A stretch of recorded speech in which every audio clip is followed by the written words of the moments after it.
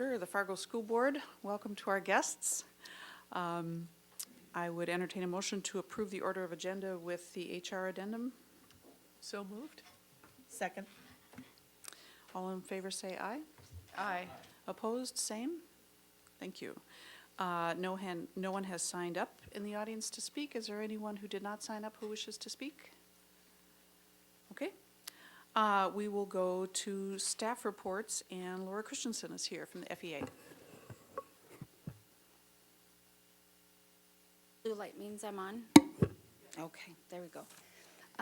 I am filling in for Dave Marquardt tonight. He's at he's at conferences. Elementaries are currently in parent-teacher conferences, will be done by the middle of next week. High schools and middle schools are done with spring conferences. It's not really spring anymore, I guess. It was last week. The calendar committee agreed on the proposed 2018-2019 calendar. I'm expecting Dr. Gross will talk about his journey on his way to the board. Yes, okay. I'm reporting this as a Fargo EA member, not as a Fargo Public Schools employee. We've had lots and lots of members involved in some phone calling regarding, I don't have to say which side we're on, but you might guess. Doing some phone calling through the Citizens Committee, and then also we're sponsoring a direct mailing to go to Fargo EA members regarding the mill levy. Upcoming event, Saturday, March 4th, which is not actually, for you literature fans, not actually Dr. Seuss's birthday, but we're going to observe it on this day at the Fargo Public Library downtown campus. There's a cooperative effort, Valley Reading Council, Fargo EA, and Fargo Public Library. We'll have cake. That's all I saw. I saw cake and I said, I'm there. There'll be speakers. There might be somebody walking around in costume as the Cat in the Hat. Please bring yourself, your children, your grandchildren. We're using also, we're asking Fargo EA members to bring a gently used book, and we'll use those to give to next year's new teachers to start building classroom libraries. And anyone who wants more information, I got something fancy. That is all I have. Thank you. Great, thank you very much. Anybody have any questions for Laura? Thanks for all your good work and all your help. Appreciate it very much. Next, we have a presentation on reading recovery, which we're very much looking forward to. Dr. Agri, would you like to do the introductions? Yes, thank you. Tonight we have Susan Peterson with us. She is our Reading Recovery Teacher Leader, and she will share more information about what that job entails. But she is in year 2 with us in that role.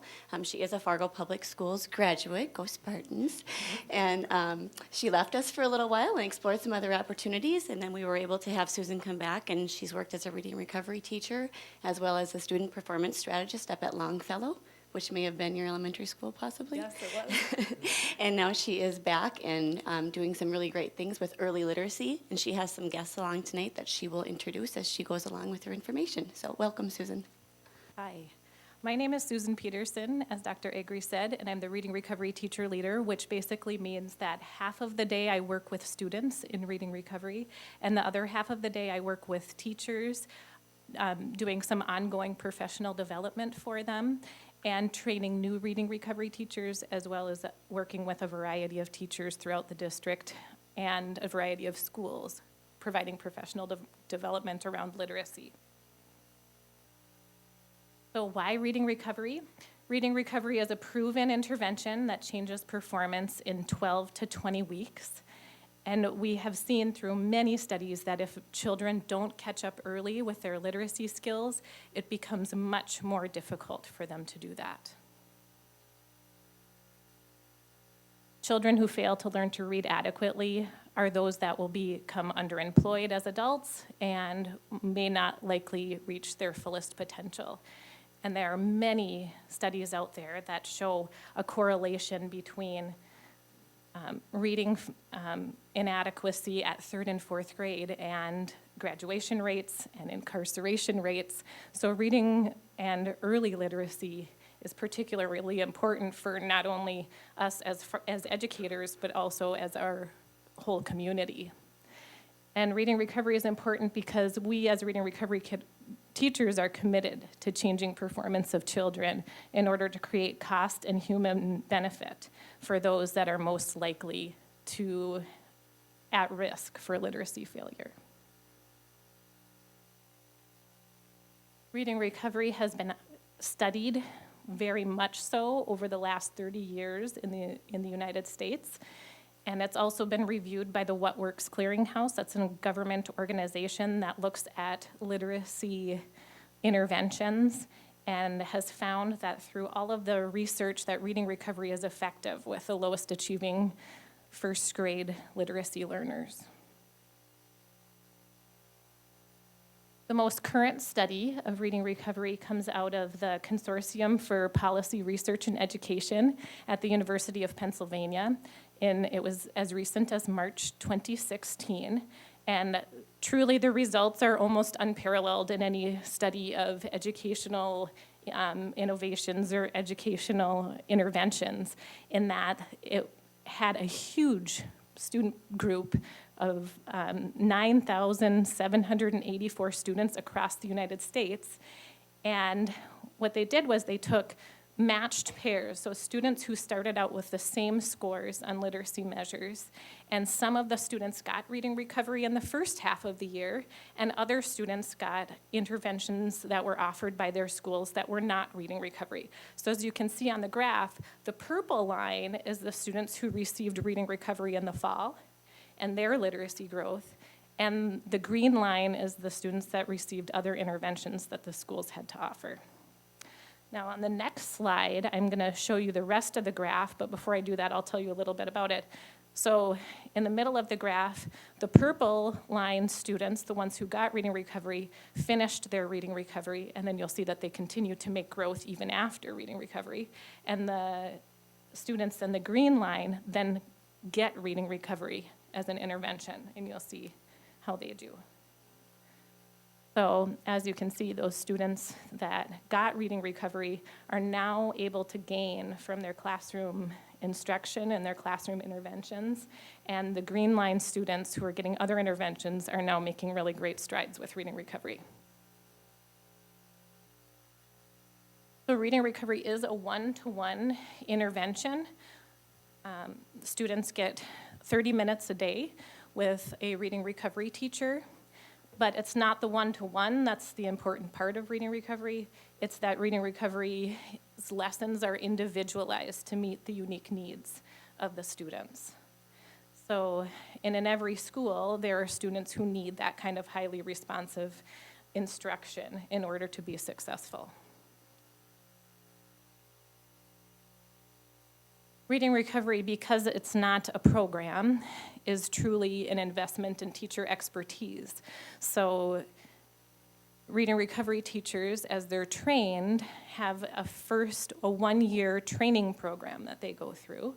And then after they've been trained for that 1 year, they get ongoing professional learning once a month in professional development sessions, so that they are able to then problem solve the most challenging literacy learners in our district.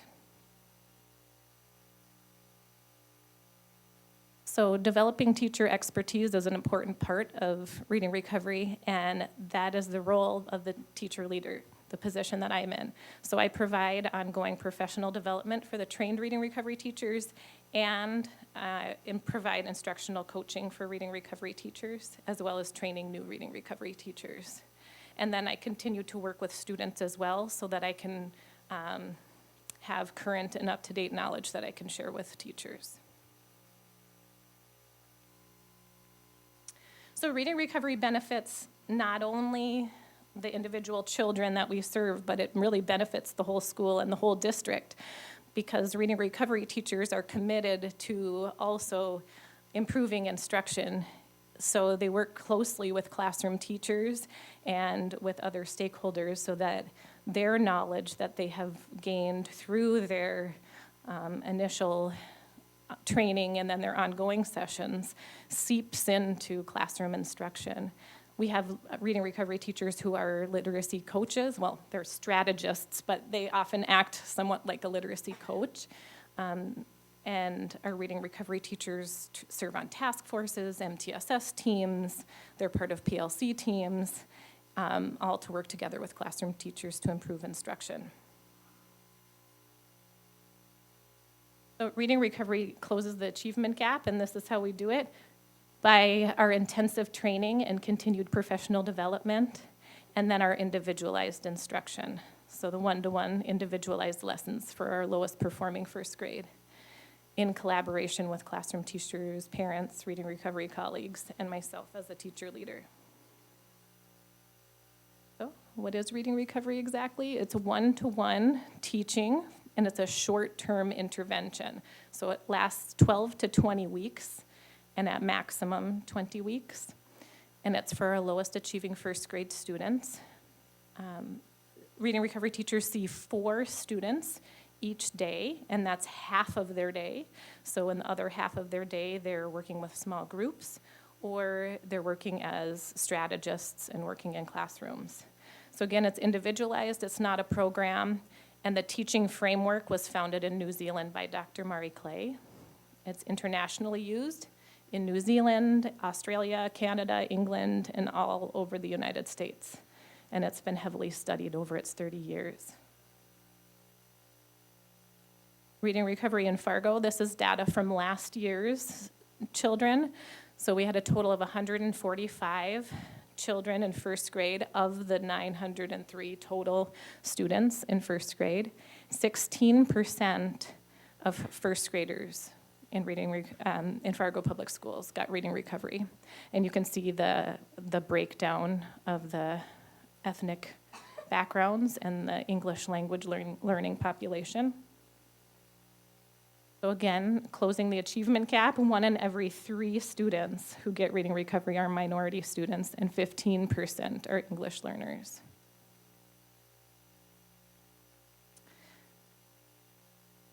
We track our data very closely in reading recovery, and we have students who come to us significantly below grade level. So their average text level at the beginning of first grade is a text level 1, which is really not reading yet. And at the end of the year, the average text level of the students who enter reading recovery is 17.3. And the benchmark for the end of first grade is 18. So many of our students do meet that grade level expectation or above. I brought a couple examples of text level 1 and text level 18 that you can look at.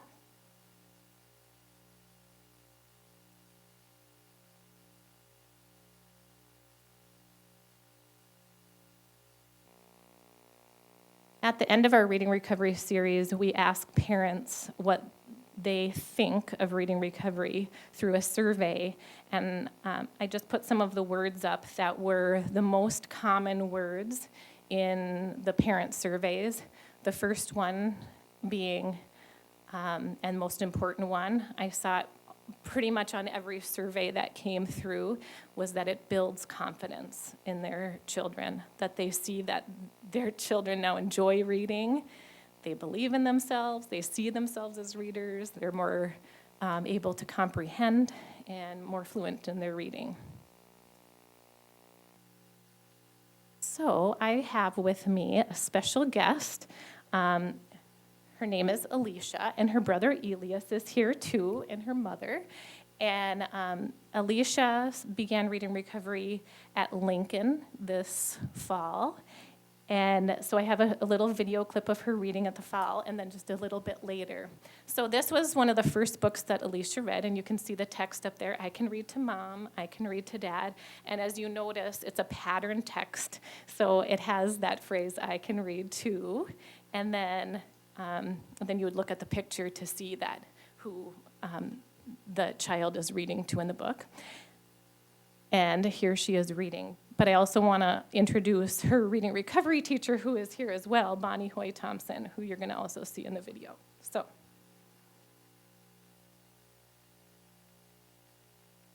This is Alicia, and she's going to be reading to you the first book, I Can Read. I can read to mom. I can read to dad. I can read to grandma. I can read to my sister.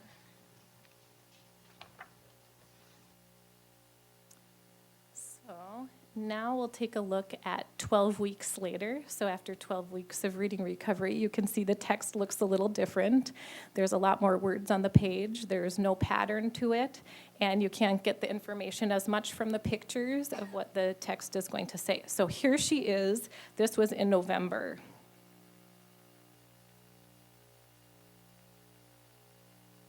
This is Alicia, and she's going to read from the book Let Me In, The Three Bears. Okay, Alicia. The three bears. Once upon a time, there were three bears. There was very big Papa Bear. There was big Mama Bear, and there was little wee baby bear. The three bears had three chairs: a very big chair for Papa Bear, a big chair for Mama Bear, and a little wee chair for Baby Bear. The three bears had three beds: a very big bed for Papa Bear, a big bed for Mama Bear, and a little wee bed for Baby Bear. And they had three bowls for porridge. When I spoke to Alicia on the phone on Saturday, she also mentioned to me that now she's reading chapter books, and she brought one with her that she was reading back there to me beautifully just a few minutes ago. So we're very proud of her and her teacher. So what questions do you have? Or do you have any questions? Well, that's fantastic. Brava, Alicia.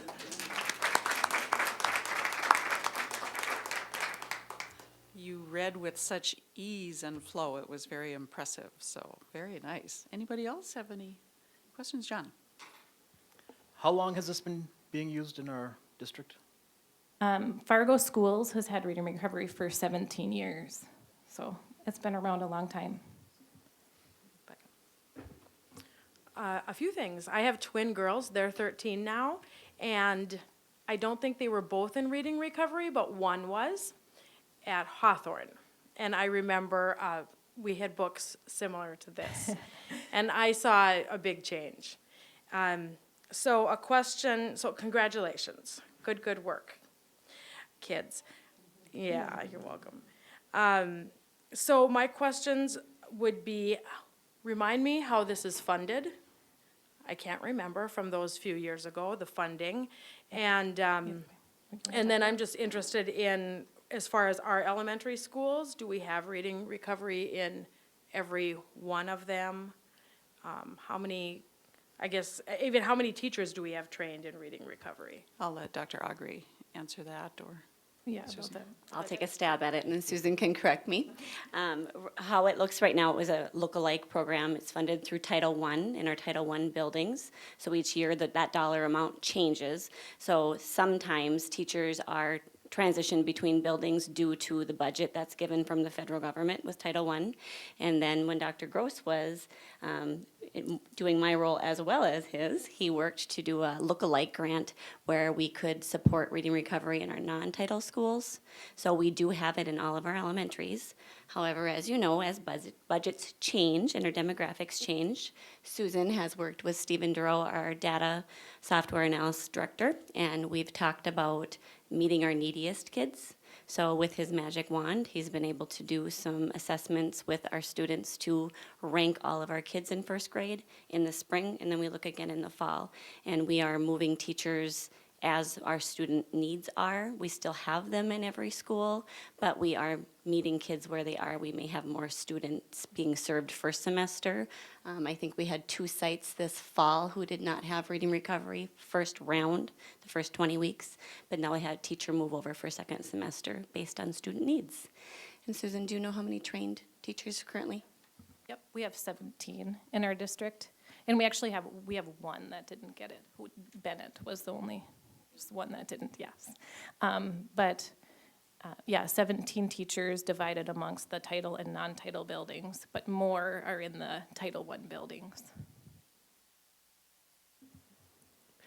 I don't really have a question, more of a comment, because I saw this 10 years ago when I first started on the board and remember being really impressed. And over the years, I've watched this in action in the classrooms and watched the kids, like, and seen the way the teacher works with the kids in ways that as a parent you don't necessarily think about when you're trying to help your kids read. So and of course, I agree with you in terms of all of the reasons why we must do this, but it's really impressive to watch it if you ever get that opportunity, because it makes a huge difference for kids. And you can see it in their faces instantaneously as they're improving. So anyway, keep up the good work. Thank you. Thank you.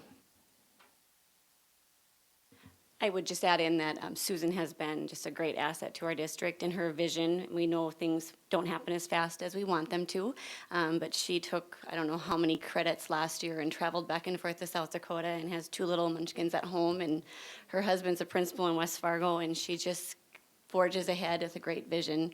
And when she talks about it really being an investment in our teachers, it really is. It's well beyond the one-on-one at the reading recovery table. Our teachers are collaborating, they're sharing those strategies. It's alive and well in our first grade classrooms in the small group reading. She's a resource, as well as the reading recovery teachers, because they're really reading experts. So it is something that we value, and we have data to show that it's working. So thank you. Thank you. Great, well, thank you so very much. And if it's okay with Mom, we might have a treat for, to thank you for coming here and sharing with us. Jim, do you want to do the honors? Oh, absolutely a second time. I missed the first time. Why not? All right, all right. Well, thank you so much for joining us tonight. Very inspiring. Thanks for your good work.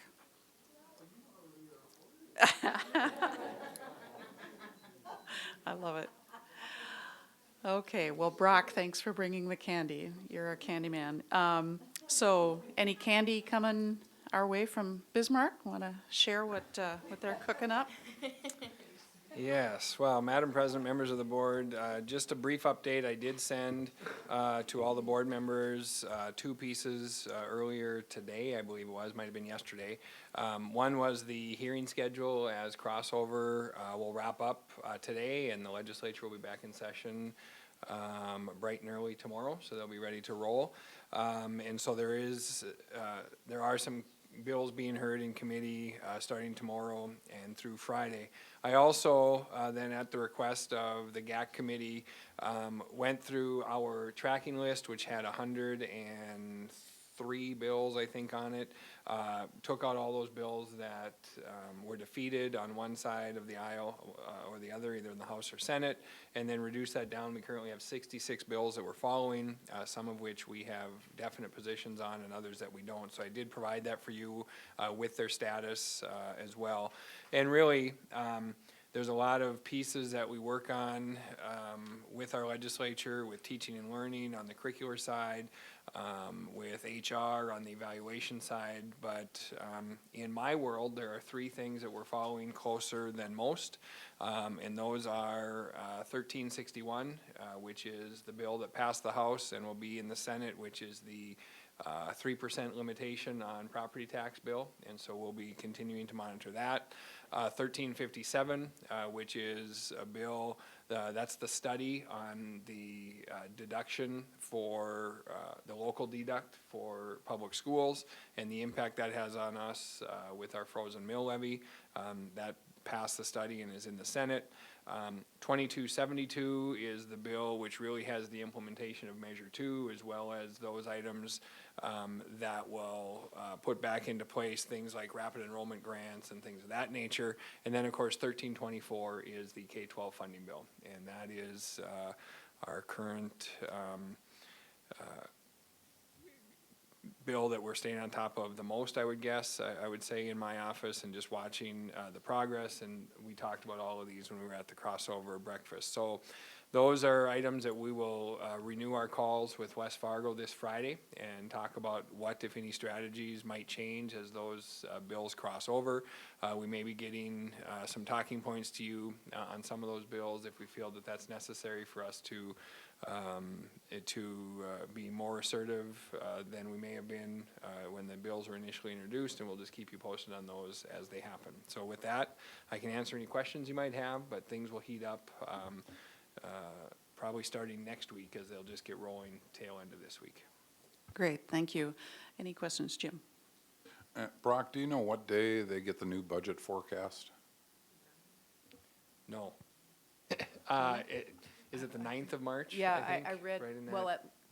if you believe what you read, I read that it was the 9th. I knew it was in the the first week or two of March. I couldn't remember the exact date, so yeah, we'll stay tuned for that. There'll be a lot of news happening in that week of March. Yes, anyone else? Well, thank you, Brock. Thank you for staying on top of all of that and keeping us informed and calling us to action. To the consent agenda, I would entertain a motion to approve those items. So moved with the addition of the HR addendum. Second. Motion is second to approve the items on the consent agenda, including the HR addendum. All in favor, say aye. Aye. All opposed, same. Thank you. Business policy monitoring, our board superintendent relationship monitoring. Thank you for all your comments and for responding. Anybody have any comments that are not included in the document? If not, I would entertain a motion to receive and file. So moved? Second. I have a motion and a second to receive and file the BSR policy monitoring. Would you call the roll, please, Anne Marie? Rodenbiker. Yes. Ulrich. Yes. Ani. Yes. Benson. Yes. Goldenberg. Yes. Knutson. Yes. Sorry, Miss Johnson. Yes. Boyd. Yes, motion carries. Now is the time we have a placeholder for negotiation strategy, and although our chair, David Paulson, is gone, Jim, you're going to do the honors today and give us an update from the committee. So I would entertain a motion to, what's the verb I'm looking for? Adjourn into executive session. Take it away. I'd like to move that we go into executive session for the purpose of negotiation strategy as permitted under North Dakota Century Code 44-04-19.1. Second. We have a motion and a second. Anne Marie, if you would please call the roll. Ulrich. Yes. Ani. Yes. Benson. Yes. Goldenberg. Yes. Johnson. Yes. Knutson. Yes. Rodenbiker. Yes. Boyd. Yes. So we are adjourned for executive session, and we will clear the room of non-board members. Thank you.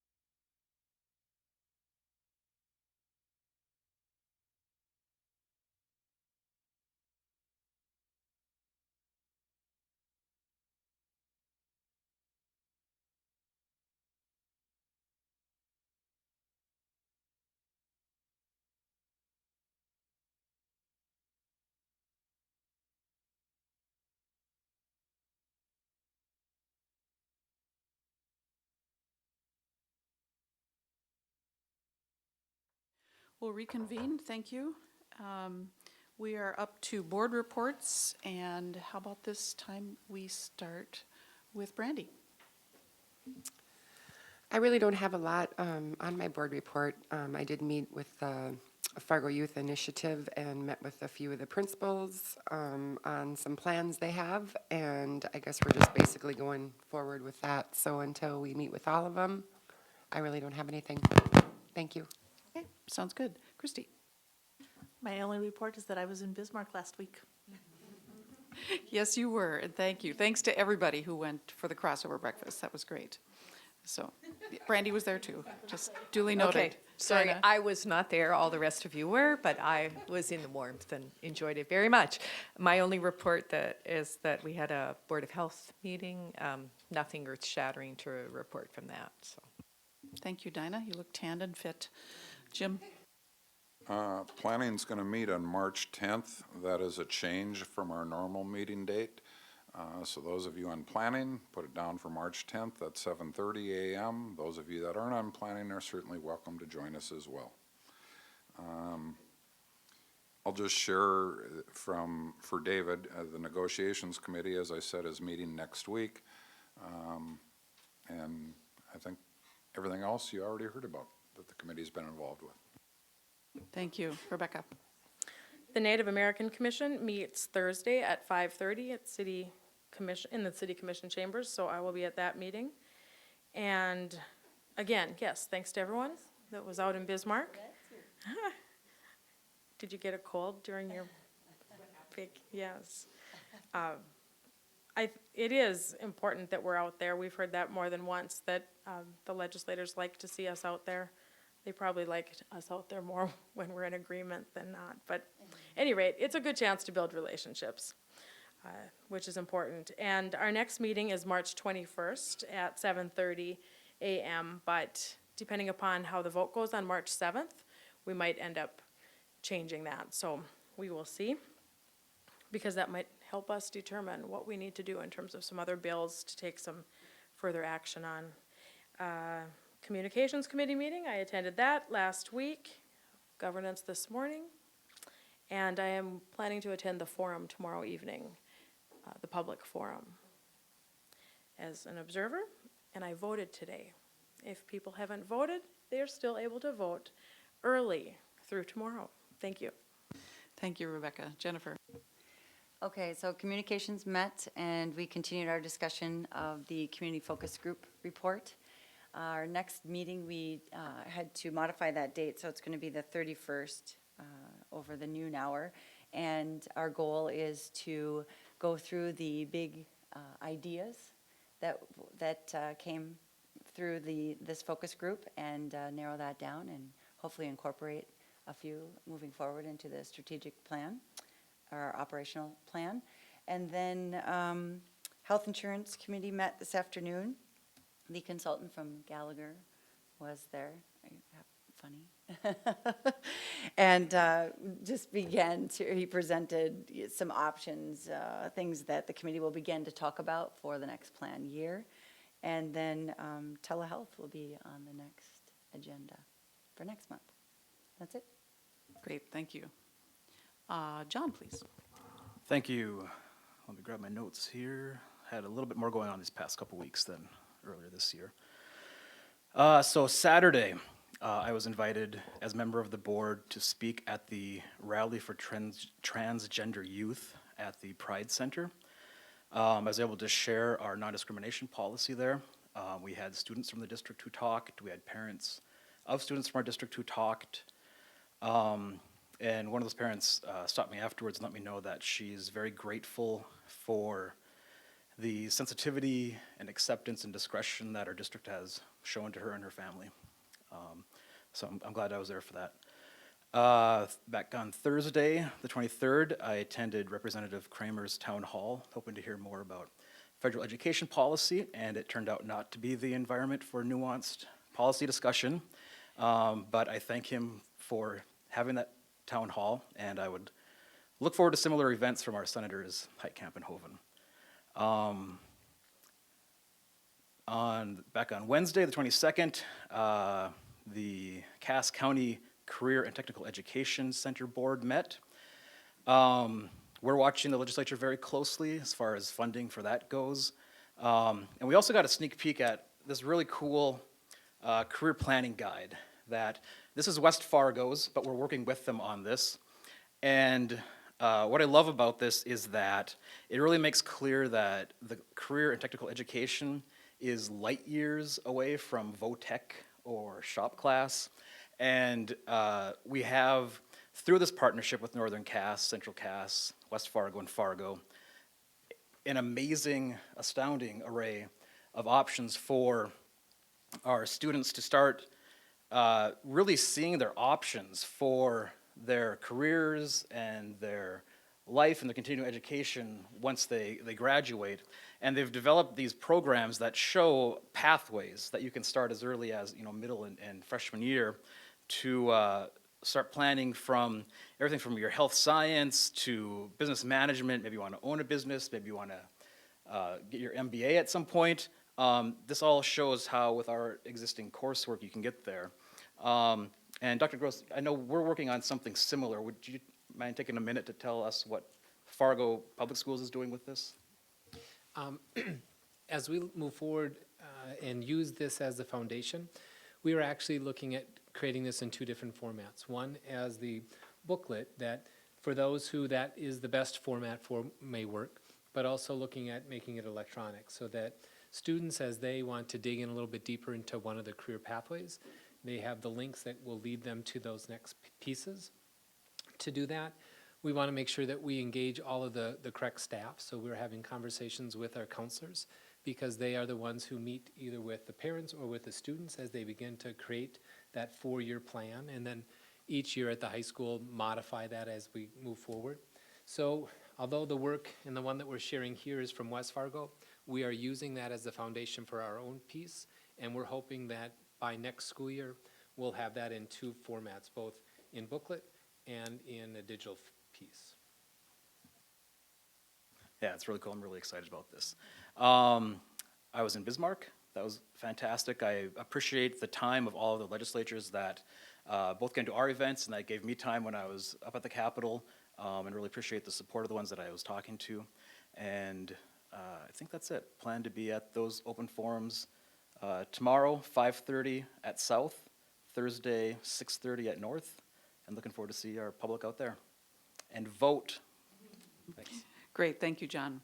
I have a handout today, kind of some interesting stuff. Last week, the City of Fargo's Community Development Committee met, and among other things, they are responsible for helping to revitalize some of our core older neighborhoods. And we had a presentation from a new group, which is many neighborhoods have their own neighborhood organization, but now there's a new group forming that is a coalition of those neighborhood organizations. And they kind of gave a presentation as to wanting to be included in those kinds of zoning and conversations, especially around NDSU and the Roosevelt neighborhood. So what you see before you were some documents that were provided by city staff that kind of highlight in a visual way what's going on in those neighborhoods. And two of these are specifically in the Roosevelt neighborhood and the area around NDSU. And as we've known for a long time, the pressure for rental units versus owner-occupied is intense. And how do you manage that with NDSU's growth goals and the neighborhood goals? And so it's an interesting conversation, not easily solved, but I thought these are just interesting. I just find these fascinating to look at. So if you have any questions for me or want to ever sit in on one of those meetings, just let me know. Yes, Rebecca. Do you know the name of that group that's being formed? I believe it's called the Coalition of Neighborhood Organizations, but it's the person who spoke was Don Morgan, Spirit Room, Don Morgan, and Jefferson. Okay, and so there were a few members of that group who were there. So that's that. This morning, I got kind of a last-minute call to be on the radio with Sandy Buttweiler talking about the mill levy, so I did that on WDAY. Tagged along to Rotary West for the gabillionth presentation, number 72, 73, something like that? 79, holy moly, okay. And governance met this morning, and one of the things coming up on the next meeting is that I will be asking for volunteers for the 3-person superintendent compensation committee. So just file that away and don't be surprised next week when that's coming up. And just a final thanks to especially Anne Marie and Brock and Dr. Schatz and everybody who was involved in putting everything together for the crossover breakfast and the social the night before. And I think I was pleased with the turnout. I thought we had a good conversation. I was happy to see the legislators who were there. So thanks to all of you. And I just have a final public formal apology for my unintended tone at the last meeting that I chaired when we were having the discussion about the calendar committee. I did not mean that in any way disrespectful, so I'm just going to apologize for that. So if there's any other business, our next meeting is March 14th. We're adjourned. Thank you.